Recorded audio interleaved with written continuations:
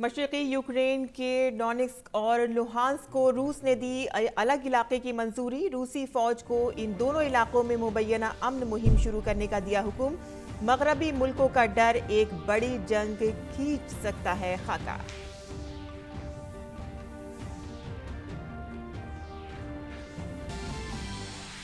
America और उसके हामियों ने की यूक्रेन के डोनेट्स्क और लुहांस्क को मंजूरी देने की मजम्मत। बाइडेन ने यूक्रेन बागियों के खिलाफ इक़्तिसादी पाबंदी लगाने के हुक्म पर किए दस्तखत। अक़वाम मुत्तहिदा की सलामती कौंसिल में यूक्रेन बहरान पर इमरजेंसी मीटिंग।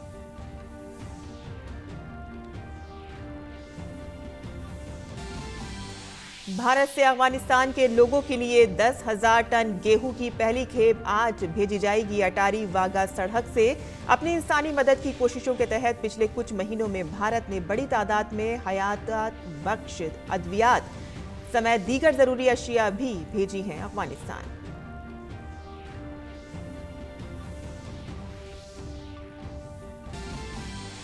बारह से 18 साल की उम्र के बच्चों के लिए कोविड टीके कॉर्बेवैक्स के इमरजेंसी इस्तेमाल को मिली मंजूरी।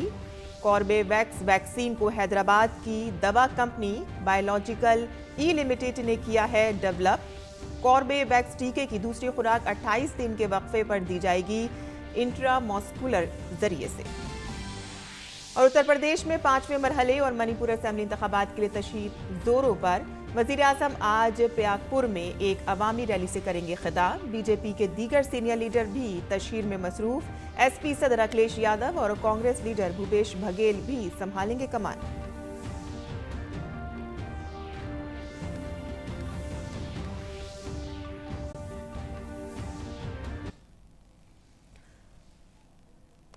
आदाब नाज़रीन, खबरनामे में आपका इस्तकबाल है। मैं हूं साइमा खान। अब खबरें तफसील से। रूस के सदर व्लादिमीर पुतिन ने यूक्रेन से अलग होने वाले डोनेट्स्क और लुहांस्क के इलाकों को आज़ाद इलाके के तौर पर तस्लीम कर लिया है। उन्होंने इससे मुतालिक हुक्मनामे पर दस्तखत कर दिए हैं। पुतिन ने ये ऐलान टेलीविजन पर रूस के अवाम से खिताब करते हुए किया। इससे कबल पुतिन ने फ्रांसीसी सदर इमैनुअल मैक्रों और जर्मन चांसलर ओलाफ शोल्स से कहा था कि वो जल्द ही डोनेट्स्क और लुहांस्क को आज़ाद इलाके के तौर पर तस्लीम करने के हुक्मनामे पर दस्तखत करेंगे। रूसी सदारती दफ्तर क्रेमलिन ने एक बयान में कहा कि दोनों मगरबी रहनुमाओं ने पुतिन के फैसले पर अदम इत्मीनान का इजहार किया। दरअसल रूस ने एक बार फिर दावा किया है कि उसका फौजी नक्लो हमल सिर्फ फौजी मशकों के लिए है और इससे यूक्रेन या किसी दूसरे मुल्क को कोई खतरा नहीं है। उन्होंने सर्द जंग के बाद यूरोप में फौजियों की सबसे बड़ी तादाद के बारे में मजीद कोई वजाहत फराहम करने से इनकार कर दिया।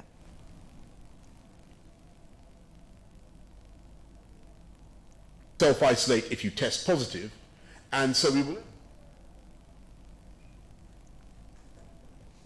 और ब्रितानिया के वजीर आज़म बोरिस जॉनसन ने अलहदगी पसंदों को रूस के जरिए तस्लीम करने को यूक्रेन की खुद मुख्तारी और सालमियत के खिलाफ वर्जी करार दिया है। यूक्रेन के हवाले से रूसी सदर व्लादिमीर पुतिन के ऐलान के बाद अक़वाम मुत्तहिदा की सलामती कौंसिल का इजलास जारी है। अक़वाम मुत्तहिदा की सलामती कौंसिल के अंडर सेक्रेटरी ने रूस के इस इक़दाम को यूक्रेन की इलाकाई सालमियत की खिलाफ वर्जी करार दिया है।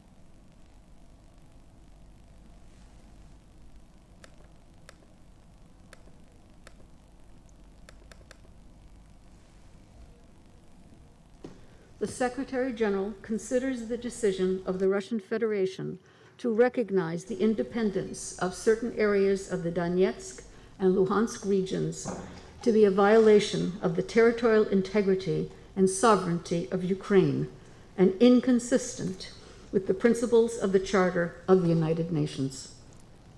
We very much regret this decision, which risks having regional and global repercussions. We also regret the order to deploy Russian troops into eastern Ukraine, reportedly on a peacekeeping mission. और सलामती council के इजलास में अक़वाम मुत्तहिदा में अमेरिकी मंदूब ने कहा कि इस बहरान के हल के लिए हम सबको मिलकर काम करना चाहिए। President Putin is testing our international system. He is testing our resolve and seeing just how far he can push us all. He wants to demonstrate that through force, he can make a farce of the UN. We must act together in response to this crisis. Over the past few weeks, the world has heard the other 14 members of the Security Council speak with one voice, asking Russia to pursue diplomacy. Other members of this council, even those who often align with Russia on other matters, have been clear that the sovereignty, independence, and territorial integrity of every UN member state should be respected and safeguarded, including Ukraine. अक़वाम मुत्तहिदा में भारत के मुस्तकिल नुमाइंदे T.S.. त्रिमूर्ति ने इस बहरान के सिफारती हल पर जोर दिया। We cannot afford to have a military escalation. As we have emphasized before, the Minsk agreements provide a basis for a negotiated and peaceful settlement, and we need greater efforts to find common ground to facilitate the implementation of the provisions of the Minsk agreements, including key security and political aspects. The safety and security of civilians are essential. More than 20,000 Indian students and nationals live and study in different parts of Ukraine, including in its border areas. The well-being of Indian nationals is a priority to us.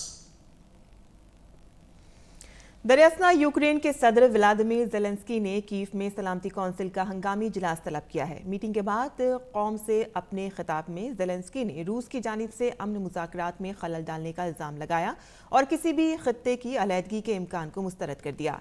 Zelensky ने कहा कि रूस के इस इक़दाम के बाद Ukraine अमन और सिफारतकारी के लिए पुरअज़्म है। इसी दौरान सदर ज़ेलेंस्की ने कहा कि यूक्रेन अपने इत्तेहादियों के साथ मिलकर रूस के खिलाफ वाज़ेह और मौसर इक़दामात की उम्मीद करता है और साथ ही यूक्रेन रूस, जर्मनी और फ्रांस के रहनुमाओं का हंगामी इजलास बुलाया है।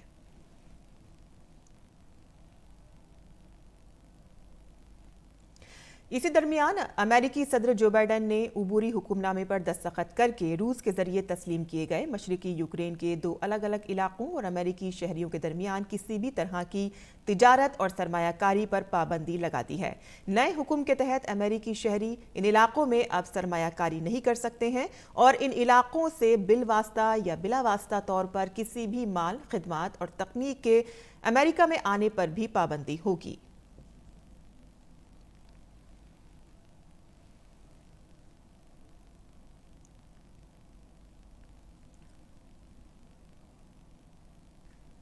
और दरअसल अमेरिकी सदर जो बाइडेन ने यूक्रेन के सदर व्लादिमीर ज़ेलेंस्की के साथ यूक्रेन की खुद मुख्तारी और इलाकाई सालमियत के लिए अक़वाम मुत्तहिदा के अज़्म से मुतालिक फ़ोन पर बात की। व्हाइट हाउस ने बयान जारी करके कहा है कि बाइडेन ने यूक्रेन के सदर से अमेरिका के जरिए आयद की जाने वाली पाबंदियों से मुतालिक भी बात की और कहा कि यूक्रेन के खिलाफ रूसी हमले को रोकने के लिए अपने इत्तेहादियों और शिराकतदारों के साथ मिलकर तेजी से इक़दाम करेगा और माकूल जवाब देगा। व्हाइट हाउस से मिली जानकारी के मुताबिक बाइडेन ने फ्रांस के सदर इमैनुअल मैक्रों और जर्मनी की चांसलर ओलाफ स्कॉल्स से भी आगे की कोशिशों के लिए तालमेल पर बातचीत की। बरतानिया के वज़ीर आज़म बोरिस जॉनसन ने अलहदगी पसंदों के इलाकों को रूस के जरिए तस्लीम करने के कदम को यूक्रेन की खुद मुख्तारी और सालमियत की सरही खिलाफ वर्जी करार दिया है। वहीं बोरिस जॉनसन यूक्रेन की ताज़ा सूरत हाल के पेश नज़र आज कैबिनेट ब्रीफिंग रूम यानी कि कोबरा की मीटिंग की सदारत करेंगे। रूसी सदर व्लादिमीर पुतिन के यूक्रेन में फौज की तैनाती के हुक्म के बाद बरतानिया के वज़ीर आज़म ने इमरजेंसी मीटिंग तलब की है। जॉनसन ने यूक्रेन के सदर व्लादिमीर ज़ेलेंस्की से कल शाम बात करके रूस के जरिए हमले की सूरत में फौरी इमदाद की यकीन दहानी कराई थी। और अफगानिस्तान के लोगों के लिए भारत से 10,000 टन गंदम की पहली खेप आज अटारी वाघा रोड बॉर्डर के रास्ते भेजी जाएगी। भारत ने 7 अक्टूबर 2021 को इस्लामाबाद को 50,000 टन गंदम बजरिए सड़क पाकिस्तान के रास्ते अफगानिस्तान भेजने के लिए ट्रांजिट सहूलत की दरख्वास्त की थी, जिसका उसे 24 नवंबर 2021 को जवाब मौसूल हुआ है। पाकिस्तान की जानिब से मौसूल होने वाले जवाब की बुनियाद पर दोनों फरीकैन ने मिलकर ट्रांसपोर्ट से मुतालिक तमाम उमूर पर बातचीत की। काबिल जिक्र है कि अपनी इंसानी इमदाद की कोशिशों के तहत पिछले चंद माह में भारत में काफ़ी मिकदार में हयात बख्श दवाओं समेत दीगर ज़रूरी अशिया अफगानिस्तान भेजी हैं। दवाओं की खेप पिछले शनिचर को ही पहुंची है, जो भारत से अफगानिस्तान भेजी जाने वाली अशिया की 5वीं खेप थी। ड्रग कंट्रोलर ने 12 से 18 बरस के बच्चों के लिए कोविड वैक्सीन कॉर्बेवैक्स के इमरजेंसी इस्तेमाल को मंजूरी दे दी है। वैक्सीन को हैदराबाद की दवा कंपनी बायोलॉजिकल ई लिमिटेड ने तैयार किया है। ये मुल्क की पहली देसी तौर पर तैयार, आपको बता दें कि ये वैक्सीन पहली तैयार रिसेप्टर बाइंडिंग डोमेन प्रोटीन सब यूनिट कोविड वैक्सीन है। इससे पहले वैक्सीन को पिछले साल दिसंबर में बालिगों के लिए इमरजेंसी में इस्तेमाल को मंजूरी मिली थी। कॉर्बेवैक्स वैक्सीन की दूसरी खुराक 28 दिन के वक्फे पर इंट्रामॉस्कुलर के जरिए दी जाएगी। इसे 2 से 8 डिग्री सेल्सियस दर्जे हरारत में रखा जा सकता है। मुल्क में 175 करोड़ 78 लाख से ज्यादा इंसदाद कोविड वैक्सीन लगाई गई हैं। वजारत सेहत ने कहा है कि कल 32 लाख से ज्यादा वैक्सीन लगाई गई। सेहत और फ्रंटलाइन कारकुनों और 60 साल से ज्यादा उम्र के लोगों को 91 लाख से ज्यादा एहतियाती खुराकें दी गई।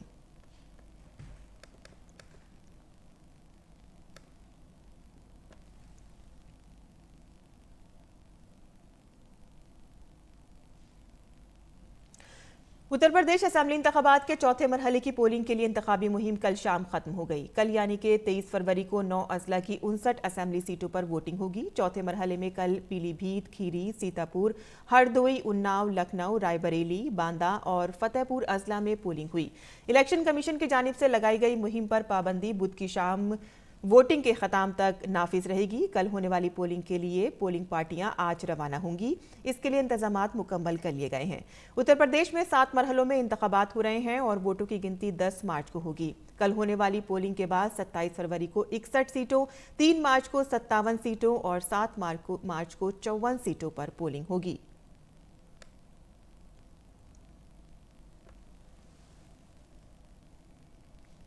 उत्तर प्रदेश में 5वें मरहले की इंतखाबी मुहिम जोरों पर है। इसी सिलसिले में वजीर आज़म नरेंद्र मोदी आज बहराइच जिले के प्यासपुर में एक जलसा आम से खिताब करेंगे। प्यासपुर के शिवदा मोड़ के करीब वजीर आज़म के जलसा आम के पेश नज़र सिक्योरिटी के सख्त इंतजाम किए गए हैं।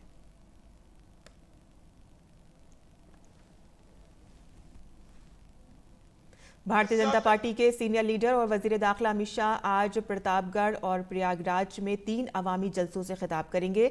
अमित शाह प्रतापगढ़ के रानीगंज में जलसा आम से खिताब करेंगे और इसके साथ ही प्रयागराज के कुराव और प्रयागराज मगरबी विधानसभा के प्रीतम नगर इलाके के दुर्गा पूजा पार्क में रैली करेंगे। इसके अलावा वो प्रयागराज शुमाली और प्रयागराज जनूबी असेंबली हलकों के लिए 4 किलोमीटर का रोड शो भी करेंगे। दूसरी तरफ बीजेपी के सदर जगत प्रकाश नड्डा आज देवरिया की रुद्रपुर असेंबली सीट और बलिया में पिपना असेंबली सीट के लिए अवामी रैलियां करेंगे। बीजेपी के सीनियर लीडर और वजीर दिफा राजनाथ सिंह भी आज 2 अजला में 3 अवामी जलसे करेंगे। राजनाथ सिंह बलिया के सिकंदरपुर और गोरखपुर के खिंची और सहजवा सीटों पर बीजेपी उम्मीदवारों के हक में जलसे आम करेंगे। रियासत के वजीर आला योगी आदित्यनाथ आज 3 अजला में 4 अवामी जलसे करेंगे। योगी आदित्यनाथ आज अयोध्या, गोंडा और बाराबंकी में इंतखाबी रैलियां करेंगे।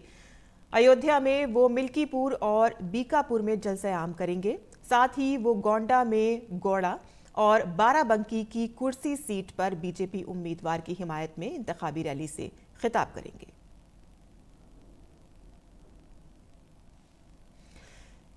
एसपी सदर अखिलेश यादव आज सुबह प्रयागराज के करंचा के इंतहाइया मजरा गढ़वा खुर्द में एक जलसा आम से खिताब करेंगे। इसके अलावा वो दोपहर में सिराथू के कोरई और चाइल के समयपुर में इंतखाबी जलसे करेंगे। इसके साथ ही अखिलेश यादव का सिराथू में रोड शो करने का भी प्रोग्राम है।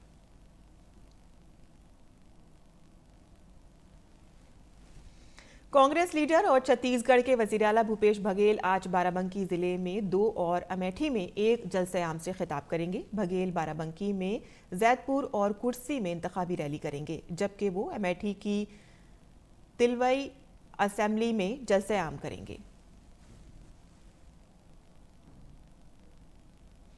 मणिपुर में 2 मरहलों में होने वाले असेंबली इंतखाबात के लिए सियासी जमातों ने तशहीरी मुहिम तेज कर दी है। मणिपुर में पहले मरहले के लिए 28 फरवरी को वोटिंग होगी, वहीं दूसरे मरहले की वोटिंग 5 मार्च को होगी। इसके लिए मुख्तलिफ सियासी जमातों के बड़े रहनुमा इंतखाबी मुहिम में मसरूफ हैं। बीजेपी के सीनियर रहनुमा और वजीर आज़म नरेंद्र मोदी आज सुबह मणिपुर के हंगंगा में एक अवामी रैली से खिताब करेंगे। राजधानी इंफाल के पास वजीर आज़म की ये रैली होगी। इसके अलावा वो रियासत में 2 मरहलों में होने वाले इंतखाबात से मुतालिक हिकमत अमली पर तबादला ख्याल के लिए बीजेपी के सीनियर वुज़रा और पार्टी कारकुनों से भी मुलाकात करेंगे।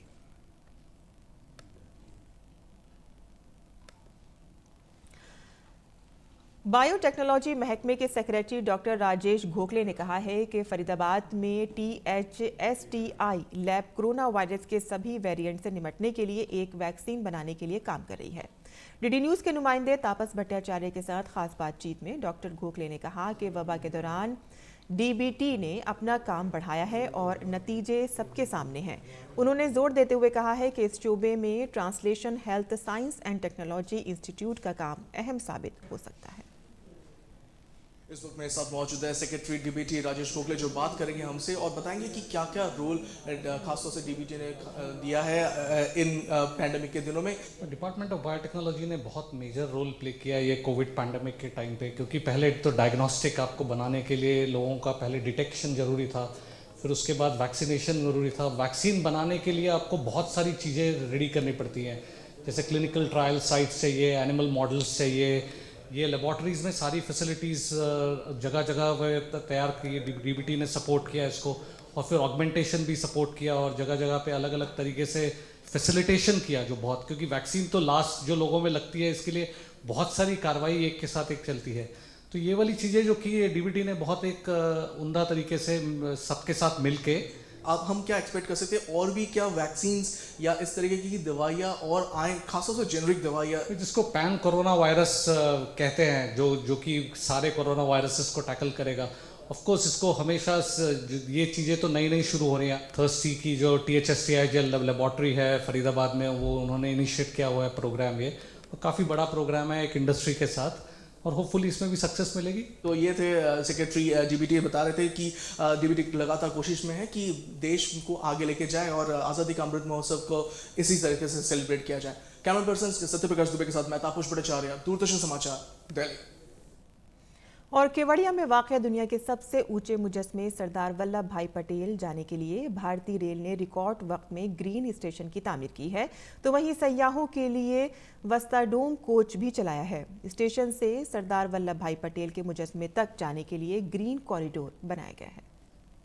स्टैच्यू ऑफ यूनिटी आने के लिए पहले आपको बड़ौदा से तकरीबन 90 किलोमीटर सड़क के रास्ते आना पड़ता था, लेकिन 2021 में इस भव्य ग्रीन स्टेशन के बन जाने के बाद अब आप जो है यहाँ से इस स्टेशन पर पहुँचकर, जिसका नाम एकता नगर रेलवे स्टेशन दिया गया है, यहाँ से आप सिर्फ 6 किलोमीटर की दूरी पर स्टैच्यू ऑफ यूनिटी पहुँच सकते हैं।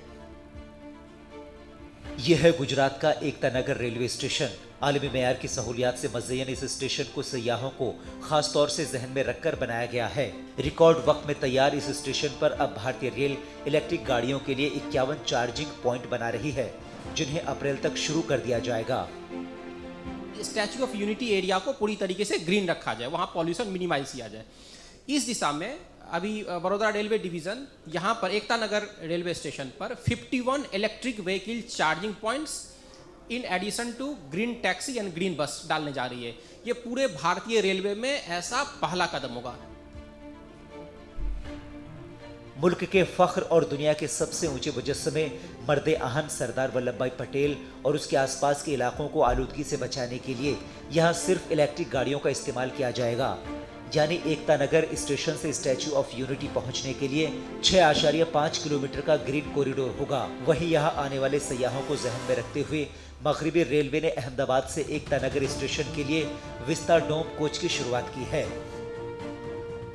अहमदाबाद एकता नगर जनशताब्दी एक्सप्रेस, जिसमें एक कोच जो है ये विस्टाडोम कोच हमने प्रोवाइड किया है।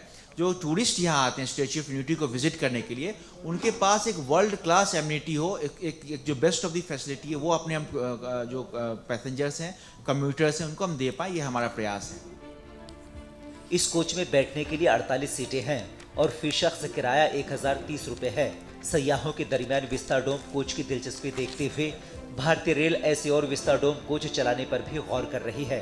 एकता नगर से अभिषेक सिंह की रिपोर्ट, डीडी न्यूज उर्दू खबरें।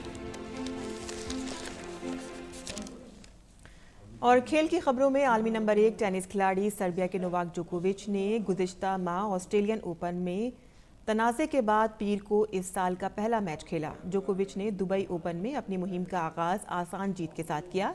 20 ग्रैंड स्लैम टाइटल जीतने वाले नोवाक जोकोविच ने पहले राउंड में इटली के लोरेंजो मुसेटी को 6-3 से शिकस्त दी। गौरतलब है कि जोकोविच को कोविड वैक्सीनेशन की हालत के बारे में मुत्तला न देने की वजह से साल के इब्तदाई ग्रैंड स्लैम में हिस्सा लेने की इजाज़त नहीं दी गई थी।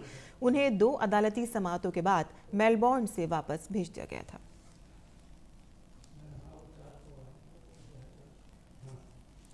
और अब पेश है दिल्ली से शाये उर्दू अखबारात का मुख्तसर जायजा।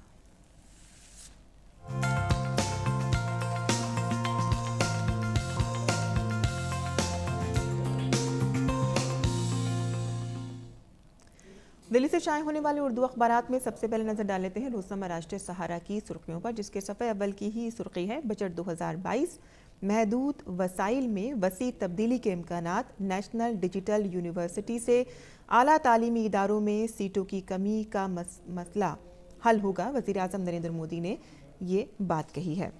और इसके अलावा जो इसमें खबर ली गई है वो आपको बता दें, हज 2022 के हवाले से है, जहां कुर्रा अंदाजी के बाद बग़ैर ही आज़मीन का इंतखाब मुमकिन है। 2019 के जो कोटा था जिसमें 2400 दरख्वास्तों के मुकाबले में अब रवा साल में बहुत कम दरख्वास्तें मौसूल हुई हैं और इसी की वजह से अब कुर्रा अंदाजी के बग़ैर ही आज़मीन का इंतखाब जो है मुमकिन हो सकेगा। और आपको बता दें कि कोविड से मईशत मुतासिर हुई है और सफ़र हज महंगा हो गया है। दरख्वास्त गुजारों की कमी का बाइस एक ये भी बताया जा रहा है। आलमी सफ़े पर नज़र डालें तो आलमी सफ़े की खबर है कि ईरान कतर के माबैन 2 तरफ़ा मुआहदों पर दस्तखत। ईरानी सदर इब्राहिम अल रईसी दोहा में गैस बरामद करने वाले 11 बड़े ममालिक के फोरम का अहम इजलास आज। और अब नज़र डाल लेते हैं रोज़नामा इनकलाब की सुर्खियों पर, जिसके सफ़े अल की सुर्खी आपको बता दें कि लालू यादव को चारा घोटाले के डोरंडा मामले में 5 साल की सज़ा सुनाई गई है। इसके अलावा जो और मज़ीद खबरें इसमें ली गई हैं वो आलमी सफ़े से हमने ली हैं, जहां व्लादिमीर पुतिन और जो बाइडन मशरूत मुलाकात पर रज़ामंद हो गए हैं रूस और यूक्रेन बहरान के हवाले से। इसके अलावा जो इसमें सुर्खी ली गई है, जोहरी मुआहदे की बहाली के लिए मगरबी ममालिक से ज़मानत ली जाए। अरकान पार्लियामेंट ईरान के साथ नया जोहरी मुआहदा इजराइल के लिए ज़्यादा ख़तरनाक होगा, नफ्ताली ने ये बात कही है। खेल के सफ़े से जो हमने यहाँ सुर्खियाँ ली हैं, T20 का जलवा। आलमी कप के लिए हिंदुस्तानी टीम का खाका तैयार। टीम इंडिया के हेड कोच द्रविड़ ने कहा कि मेरे और रोहित के दरमियान टीम को तैयार करने की बात वाज़ेह है। कोई मुस्तकिल फार्मूला नहीं है मगर टीम कॉम्बिनेशन जहन में है। इसके अलावा एक और ख़बर इसमें शाया हुई है खेल के सफ़े पर ही, जहां टीम इंडिया T20 में दुनिया की नंबर 1 टीम बन गई है। हिंदुस्तान पीर को वेस्टइंडीज़ के खिलाफ घरेलू सीरीज़ में 3-0 से क्लीन स्वीप करने के बाद ICC मर्दों की T20 इंटरनेशनल टीम रैंकिंग में टॉप पर पहुंच गया है।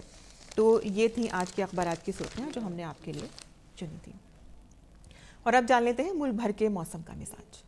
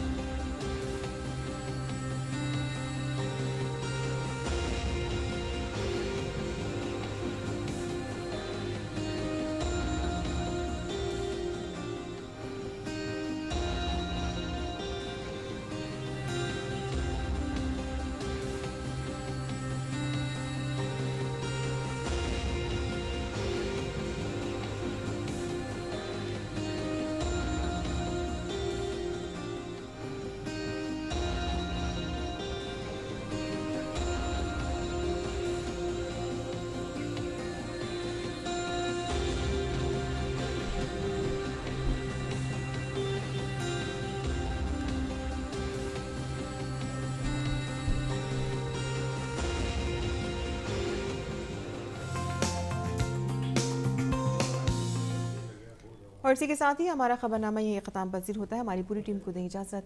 आदाब।